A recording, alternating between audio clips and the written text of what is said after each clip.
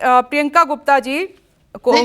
गोपाल कृष्ण अग्रवाल जी ने 9 राज्यों का उदाहरण दिया। वहां पर जो सत्ता पक्ष है उसका ही स्पीकर है और डिप्टी स्पीकर, यहाँ तो आपके पास नंबर भी नहीं है, फिर भी आपने के सुरेश को चुनाव में उतार दिया स्पीकर के लिए।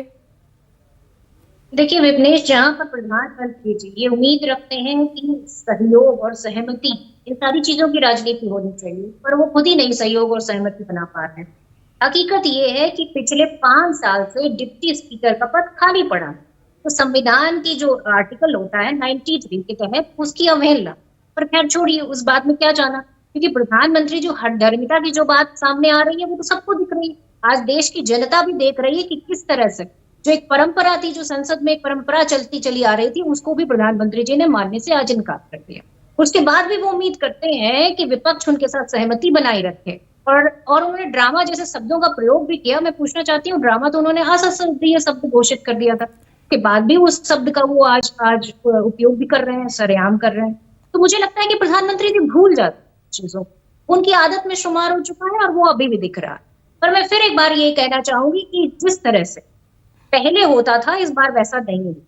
क्योंकि इस बार नेता प्रतिपक्ष के रूप में आदरणीय राहुल गांधी जी ने वहां संसद में संसदीय जो एक परंपरा होती है उसका निर्वहन करेंगे, और साथ में जो संविधान है उसको बचाने की पूरी कोशिश और पूरी जो जिस तरह से एक मुहिम होती है वो उन्होंने छेड़ी, और जनता ने भी देखा और जनता ने समर्थन भी किया। जनता ने आज विपक्ष को इतना मजबूत कर दिया है कि वो जनता की आवाज संसद में जोर तरीके से उठा सकते हैं, और आज जनता देख रही है। और मुझे लगता है कि जनता के अंदर ये विश्वास पैदा हो रहा है कि किस तरह से आज लड़ाई हो रही है उन उसूलों की,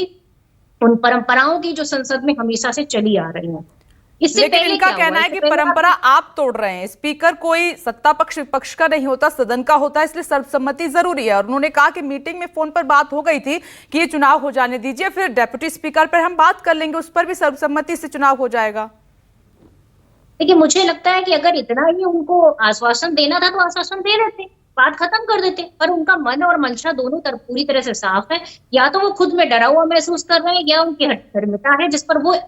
पूरी तरीके से कोई भी क्लियर पिक्चर नहीं दे पा रहे हैं, और उनका सीधा मतलब ये है कि हम उनकी सहमति और उनको सहयोग करें, पर वो संभव नहीं है। आपने इससे पहले देखा कि 140 सांसदों को किस तरह से बाहर निकाल दिया गया, किस तरह से धर्म के आधार पर एक सांसद को वहां अपशब्द बोले गए, किस तरह से विपक्ष के माइक बंद करे जाते थे, किस तरह से आप देखिए कि पूरी तरह से जो प्रक्रिया होती थी उसमें विपक्ष की आवाज को दबाने की कोशिश की जाती थी। तो ये सारी चीजों को देखते हुए अगर आज हम कोई डिमांड कर रहे हैं तो वो जायज भी है और जनता की आवाज भी है। तो और जनता आपत्ति आपको किस बात पर है? ओम बिरला के नाम पर आपत्ति है, या फिर अभी तक डेप्यूटी स्पीकर को लेकर कोई फैसला नहीं हो पाया, आपको आश्वासन नहीं मिला है, किस बात पर आपत्ति है आपको? देखिए ओम बिरला जी के नाम पर पूरी तरीके से हमने पहले ही कह दिया था कि हम सहयोग करने के लिए तैयार हैं, पर आपको डिप्टी स्पीकर का पद कांग्रेस पार्टी के जो के सुरेश जी हैं, जो एक बहुत ही सीनियर नेता हैं, 8 बार के सांसद रह चुके हैं, उन्हें दिया जाए। पर उस पर जवाब नहीं आया। उस पर जवाब ना आने का मतलब ये है कि न सहमति है और ना ही सहयोग। तो ये दोनों चीजें भारतीय जनता पार्टी के ऊपर है, और आज वो चैन से सो भी नहीं पाए होंगे। हकीकत तो ये है कि उनकी नींद खुद उड़ी हुई होगी, क्योंकि आज उनके अंदर भी उनको कहीं ना कहीं पार्टी के अंदर भी झुकना पड़ रहा है, और आज देश के सामने भी झुके हुए जो पूरी तरीके से नजर आ रहे हैं, और विपक्ष के सामने भी एक तरीके से झुके हुए ही नजर है। तो मुझे लगता है कि इस बार जनता ने विपक्ष को बहुत मजबूत तरीके से संसद में बिठाया है, ताकि संसद में उनके मुद्दे उठाए जा सके, चाहे वो बेरोजगारी का मुद्दा हो, चाहे अग्निवीर का मुद्दा हो, चाहे पेपर लीक का मुद्दा हो, चाहे मणिपुर का मुद्दा हो, चाहे किसानों का मुद्दा हो, उनकी आय का मुद्दा हो, इन सारे मुद्दों को उठाया जाए। और अब किसी भी बिल को, किसी भी किसान बिल को मनी बिल में कन्वर्ट करके उसे मनमाने ढंग से पास नहीं किया जा सकेगा। ये चैलेंज है, और मैं एक बार फिर कहना चाहूंगी कि इस बार संसद में जनता की आवाज गूंजेगी, और किसी तरह की कोई तानाशाही, किसी तरह के कोई हठधर्मिता नहीं चलेगी।